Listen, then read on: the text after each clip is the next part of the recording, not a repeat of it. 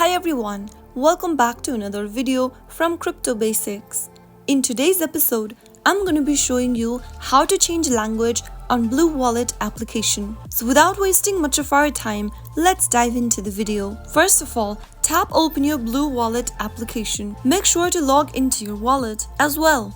Once you're signed into one of your wallets, go ahead and tap on the three dots at the top right corner. Tap on the language option under settings and from the list of available language, go ahead and select the language of your preference. Tap on it and then you have successfully changed your language on BlueWallet. So that is how it's easily done. If you found the video to be helpful, go ahead and give us a thumbs up. Don't forget to subscribe to our channel by hitting the subscribe button. Also, press on the bell icon so that you'll never miss another upcoming upload from us. I will see you again in the next video. Thank you for watching.